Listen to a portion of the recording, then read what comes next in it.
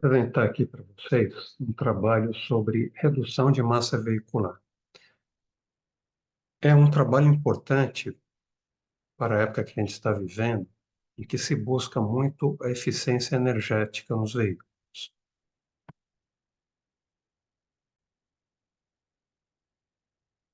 É um grande desafio para o pessoal que trabalha no setor automotivo no Brasil, o atendimento dos requisitos para que a gente possa melhorar a eficiência energética dos veículos produzidos. O objetivo principal desses requisitos é reduzir o consumo de combustível e as emissões de poluentes. Exemplo do que vem sendo feito nos Estados Unidos e em outros países aí pelo mundo afora. Há várias soluções possíveis de engenharia para se atingir essa meta, como, por exemplo, redução de massa, redução do arrasto aerodinâmico, redução do atrito de componentes, uso de combustíveis alternativos, sintéticos, e desenvolvimento dos veículos híbridos e elétricos. Nós vamos abordar aqui uma dessas soluções, que é a redução de massa veicular, cuja influência na relação peso-potência do veículo está diretamente relacionado com a redução do consumo e emissões. O enfoque é a utilização de materiais leves, como aços de alta resistência avançada, denominados AHSS, alumínio, magnésio, titânio e plástico reforçado. Esse conteúdo também é direcionado aos profissionais envolvidos em projetos cujo objetivo principal é um melhor desempenho, como em veículos de competição. A gente tem várias categorias aqui no automobilismo, né? Sejam em pistas fechadas, pistas de asfalto, sejam em estradas de terra, como os ralis. A gente pode ter vários tipos de veículos, né? Como veículos tipo Fórmula, ou veículos de turismo, ou aqueles que se baseiam em veículos de turismo. Vamos então falar agora, a princípio, sobre os aços de alta resistência. Então, o material mais comumente utilizado na estrutura de carroceria de um veículo é o aço. Historicamente, o grau predominante é o aço doce, né, do inglês mild steel, que permite um balanço favorável entre resistência, conformação e custo. O aço doce convencional possui uma microestrutura ferrítica simples, com baixo teor de carbono e poucos elementos de liga. Ele é facilmente conformado, sendo preferido por sua dutilidade. Largamente produzido e utilizado, serve como referência para comparação com outros materiais. Aços de resistência média para alta incluem os tipos IF, que vem do inglês Interstitial Free, BH, Bake Hardened, e HSLA, High Strength Low Alloy. Esses aços geralmente possuem resistência ao escoamento menor do que 550 megapascal, e a sua dutilidade diminui com o aumento da resistência. Aços de alta resistência avançada, AHSS, são os mais complexos, em particular por suas microestruturas, que usualmente são multifase, para obter uma melhor combinação de resistência e dutilidade. Esse equilíbrio é cuidadosamente elaborado para atender requisitos de desempenho, mantendo uma boa conformação. Esses aços, com frequência, possuem outras propriedades mecânicas vantajosas, como uma boa relação tensão-deformação. Nomenclatura para aços difere ao redor do mundo, mas nesse curso adotaremos o método de classificação genérica utilizado nos relatórios AISI, American Iron and Steel Institute, Instituto do Aço e Ferro Americano. Então, nessa tabela aqui, a gente tem algumas abreviações dos tipos de aço. É bastante importante aqui a gente destacar, né, os aços de alta resistência, o aço doce, e as outras combinações que a gente pode ter aqui também. Os termos alta resistência, high strength, e alta resistência avançada, advanced high strength, geralmente eles referem-se a aços que compartilham uma série de características. De um modo geral, AHSS são aços diferentes dos anteriores HSS, por terem sido desenvolvidos posteriormente com melhorias na resistência e dutilidade, além de uma melhor conformação. Na realidade, os aços passam por uma melhoria contínua na sua resistência. Assim, a distinção entre aços HSS e AHSS é definida de forma um tanto arbitrária. A definição típica é a seguinte: HSS são os aços com resistência ao escoamento entre 210 e 550 megapascal. AHSS, aços com resistência ao escoamento superior a 550 megapascal. Aços AHSS são também denominados UHSS, Ultra High Strength Steels, ou aços de ultra alta resistência, quando a sua resistência à tração excede 780 megapascal. Aços AHSS com resistência à tração igual ou superior a 1000 megapascal são frequentemente denominados aços gigapascal. A gente tem 1000 megapascal igual a 1 gigapascal. Para a aplicação dos aços no segmento automotivo, além do aumento da resistência ao escoamento, da resistência à tração, é igualmente importante obter a combinação adequada das características de conformação, soldagem e por aí vai. Essa necessidade gera grande variedade de graus dos aços especiais. Em 1975, um veículo médio continha 3,6% de aços na resistência média para álcool, para um conteúdo total de 61% em aços, na maior parte do tipo doce. Nos anos 1980, o uso dos aços tipo IF e galvanizado cresceu para peças complexas, devido aos requisitos de estilo, corrosão e custo. Então, aqui nesses gráficos, a gente vê que, no ano de 1975, o aço doce ele era utilizado em 56% dos casos. E os aços de resistência média e alta significavam 4%. A gente tinha aqui os outros materiais, né? Como, por exemplo, aqui ferro, alumínio, plásticos e outros metais.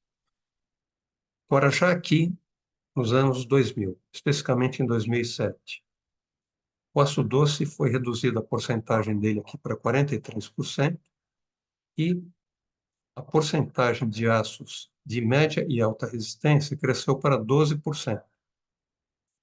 Isso muito devido aos requisitos de segurança que passaram a vigorar.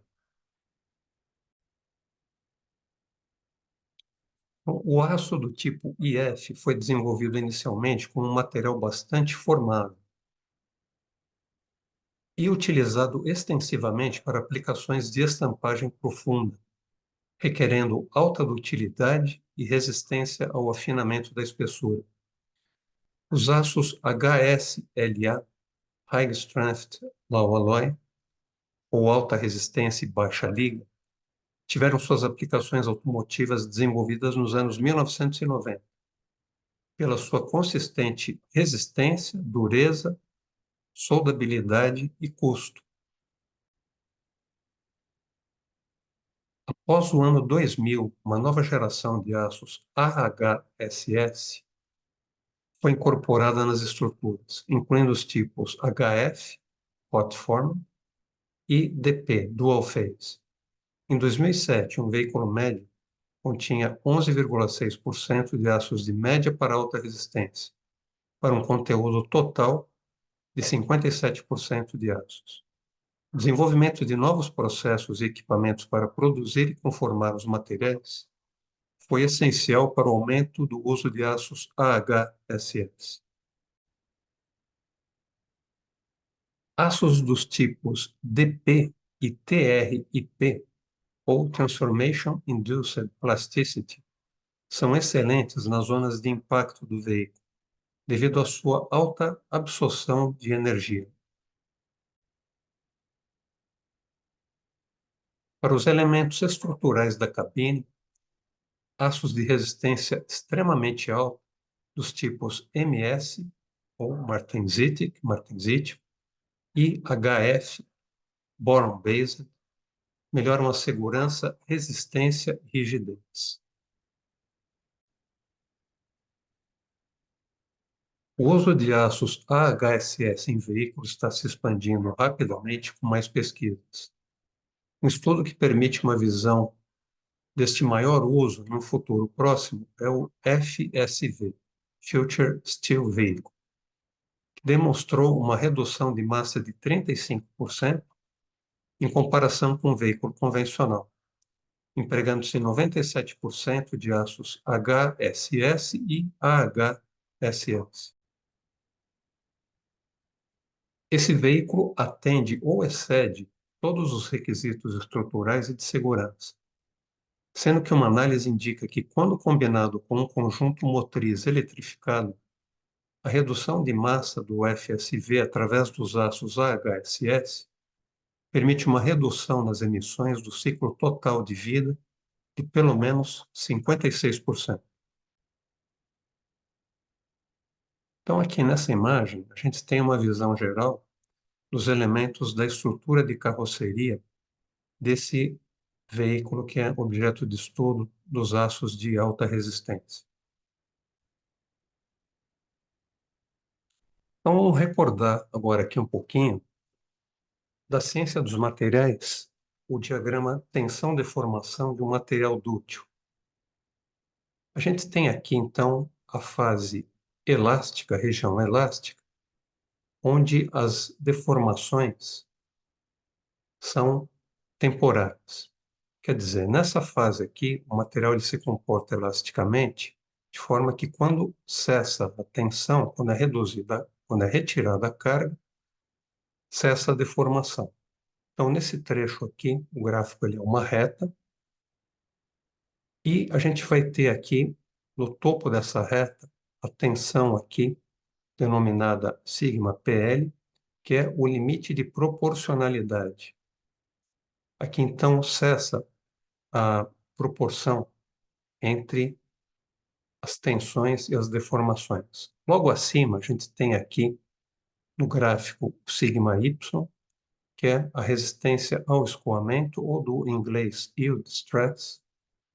Desse ponto aqui em diante, a gente deixa então de estar na região elástica e a gente passa então aqui para essa região denominada região plástica, aonde as deformações são permanentes. Então, assim, sempre que a gente dimensiona o componente, a gente busca que, sob as cargas aplicadas, ele trabalhe dentro desse limite aqui de proporcionalidade. Ou seja, cessam as tensões, cessam as deformações. Seguindo aqui adiante no diagrama tensão-deformação, conforme a gente vai aumentando ainda mais aqui a tensão, né, no corpo de prova, a gente está falando aqui de um ensaio de tração de laboratório.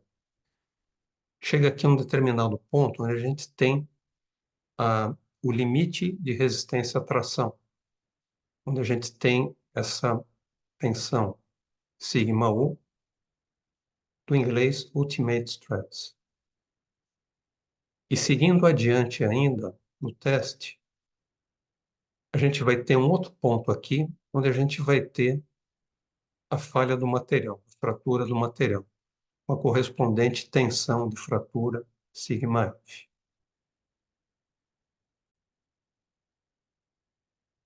Então, resumindo, quando uma tensão é aplicada na região elástica, as ligações entre os átomos são alongadas, mas não rompidas. Se a carga for removida, enquanto a tensão permanece na região elástica, não haverá deformação plástica ou permanente. e a peça retorna às suas dimensões originais. A inclinação dessa região do gráfico é o módulo de elasticidade do material. O módulo de elasticidade E, ele é igual, então, à relação entre a tensão e a deformação. Em combinação com a geometria da peça, determina a sua rigidez.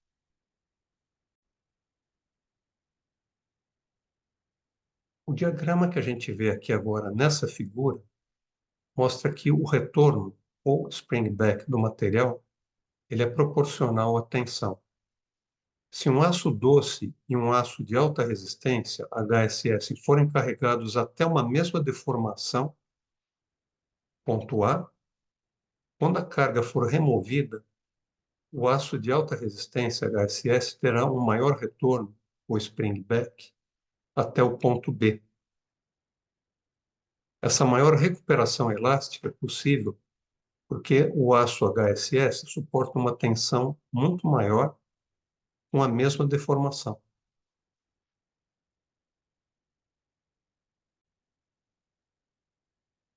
Vamos falar agora um pouquinho sobre ferro, carbono, ligas e microestruturas. A estrutura do aço em nível atômico e microscópico explica sua resistência e outras propriedades. O aço carbono é muito mais resistente do que o ferro, devido aos pequenos átomos de carbono difusos nos espaços intersticiais da estrutura, em forma de treliça no ferro, a temperaturas elevadas. Esse efeito de fortalecimento do material produz o aço, que é muito mais resistente e duro do que o ferro. Outros elementos podem ser adicionados ao aço, formando uma liga que pode modificar várias propriedades, como resistência, dureza, resistência à corrosão e termotratabilidade. Embora uma liga seja um meio importante de alterar as propriedades e comportamento do material, aços com composições químicas similares ainda podem apresentar propriedades diversas, dependendo do tratamento que receberam. Em particular, processos de resfriamento, conformação e pós-conformação produzem diferentes microestruturas do aço. Diagrama de fase binária, como o diagrama ferro-carbono, em combinação com uma curva de resfriamento contínuo, curva TTT, ilustra grande variedade de estruturas que podem resultar de uma pequena variação no teor de carbono e no processo de resfriamento. Então, aqui olhando a figura do diagrama ferro-carbono, a gente vê as várias fases e a gente tem aqui bem definida a região onde a gente obtém aço e onde a gente obtém ferro fundido. Então, a microestrutura final do aço pode conter diferentes fases, ou frações com características homogêneas, como austenita, martensita, ferrita, bainita, etc. Diversos fatores determinam o tamanho dos grãos, a forma e a distribuição dessas fases, que, como resultado, contribuem para a resistência, a dutilidade e outras propriedades do material. Considerações importantes durante o processo de seleção de materiais incluem a resistência ao escoamento, a resistência máxima à tração, dutilidade ou manutenção da deformação plástica antes da fratura, absorção de energia antes da fratura, indicada pela área total sob a curva do diagrama tensão-deformação, e dureza ou resistência à deformação na superfície. Então, aqui nesse gráfico, a gente tem aqui no eixo Y temperatura, aqui mostrada em graus Fahrenheit, e aqui no eixo X a porcentagem de carbono por peso, a gente visualiza as microestruturas produzidas durante o recozimento do aço carbono hipoeutetoide. A gente vê aqui, então, austenita, ferrita, perlita.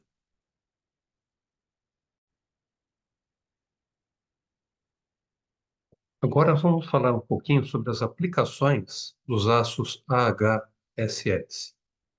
Várias considerações direcionam a seleção de materiais para aplicações automotivas, incluindo segurança, eficiência do combustível, fatores ambientais, manufatura, durabilidade e qualidade. Esses fatores se manifestam de forma particular em cada componente do veículo. Os materiais devem ser selecionados para atender os requisitos de desempenho com a maior eficiência possível. Então, aqui na figura, a gente vê de uma forma simplificada. No veículo, a gente tem aqui três regiões distintas. A gente tem as zonas de deformação, a gente tem a dianteira e a traseira. Essas zonas de deformação, elas devem permitir que a estrutura se deforme para absorver o impacto, enquanto o compartimento aqui da cabine, ele deve permanecer íntegro. É uma condição de segurança para que a gente possa proteger adequadamente os ocupantes do veículo. Então, a capacidade de suportar os requisitos de cargas estáticas e dinâmicas, de modo especial em uma colisão, é uma das considerações-chave para estruturas de veículo. Tanto a estratégia na seleção de materiais quanto a geometria da peça possuem um papel importante nos resultados e detalhes do projeto. Para peças expostas, questões estéticas relacionadas com o acabamento, pintura e resistência a amassados também são importantes. Então, aquelas duas áreas determinadas do veículo possuem requisitos de segurança distintos, conforme mostrado anteriormente. Cabine envolvida por uma rígida estrutura de segurança, que é denominada de safety cage, projetada para proteger os ocupantes em caso de colisão, seja em baixa ou alta velocidade. Essa estrutura deve evitar qualquer deformação ou intrusão que possa comprometer a integridade da cabine ou afetar o espaço ao redor dos ocupantes. As áreas denominadas de zonas de deformação, ou crumple zones em inglês, localizadas na dianteira e traseira do veículo, são projetadas para absorver tanta energia quanto possível em caso de uma colisão dianteira ou traseira. Devido à absorção de energia na área determinada, a zona de deformação amortece o impacto e ajuda a preservar a estrutura da cabine. As regras gerais para a seleção de materiais nessas regiões estão descritas assim. Então, para a zona de deformação, os requisitos de desempenho: alta absorção de energia na área determinada em caso de colisão, propriedade do material para atender ao requisito, laminado a frio, cold hardening, resistente e dúctil. Evidência dessa propriedade é a grande área sobre a curva tensão-deformação. A seleção do aço potencial, dual phase, DP, complex phase, transformation induced plasticity. Para a cabine ou passenger compartment, requisitos de desempenho sem deformações ou intrusões durante uma colisão. Propriedade do material para atender ao requisito: alta resistência ao escoamento, o yield strength. A evidência dessa propriedade é a alta resistência máxima à tração, ultimate tensile strength. Seleção do aço potencial: martensítico, HF ou DP. Tem mais de 980 megapascal. Então, aqui agora, nessa figura, a gente tem três gráficos sobrepostos, onde a gente tem aqui a visão do nível de tensão, o megapascal, e aqui o alongamento percentual.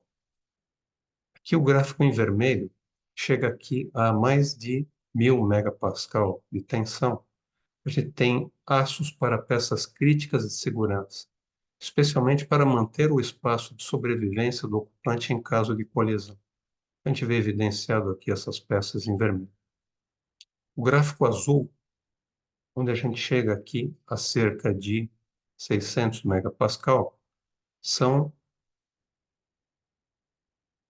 os aços de alta resistência com um bom equilíbrio entre resistência, conformação, absorção de energia e durabilidade. A gente vê aqui as peças evidenciadas na cor azul. E o gráfico verde chega aqui em torno de 300 megapascal, mais ou menos, são os aços de excelente conformação, os aços de estampagem profunda. São esses painéis aqui, então, coloridos aqui em verde.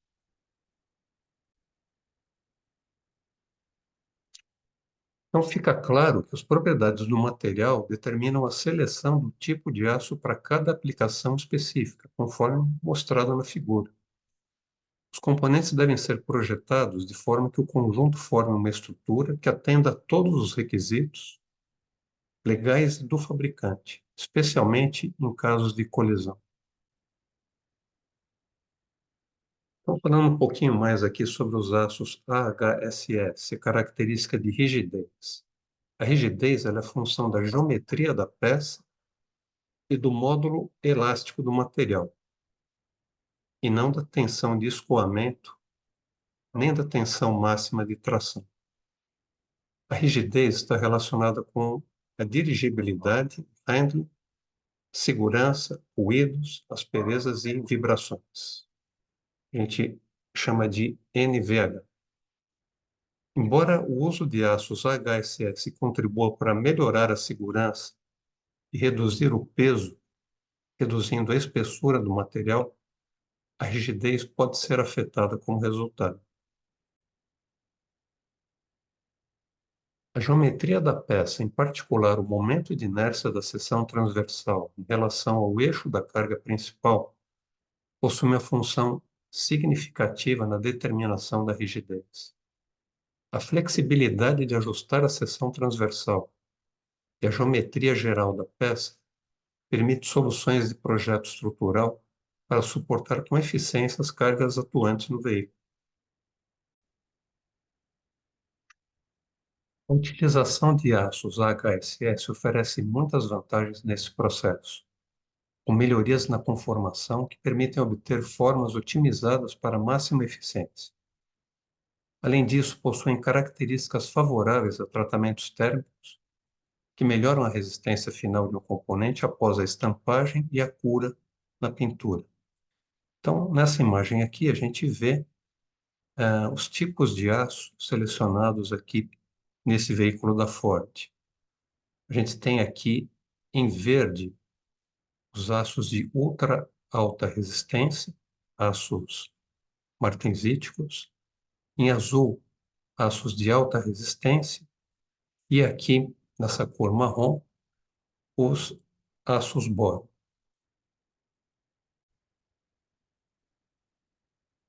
E aqui nessa imagem, a gente vê aqui uma estrutura de carroceria, aqui no caso do Honda Fit, onde a gente pode visualizar vários membros estruturais. Então, cada um desses membros ele é projetado de forma a poder suportar as cargas atuantes.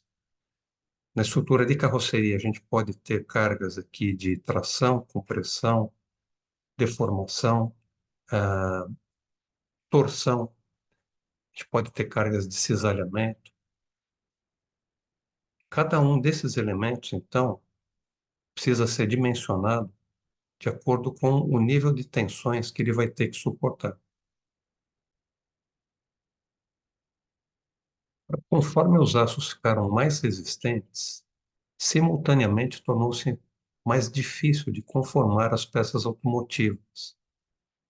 Embora possuam muito mais resistência do que os aços de baixa e alta resistência, os aços AHSS possuem propriedades que permitem boa conformação e ainda proporcionam a otimização e geometria da peça. A gente tem peças com geometrias bem complexas.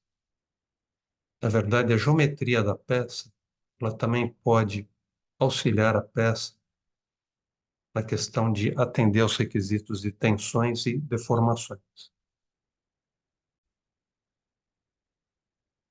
Então, aqui nesse vídeo, a gente falou sobre a utilização de aços de alta resistência e ultra alta resistência. No próximo vídeo, a gente vai continuar aqui com o assunto de redução de massa nos veículos, onde a gente vai abordar, então, os aços convencionais de resistência baixa e alta.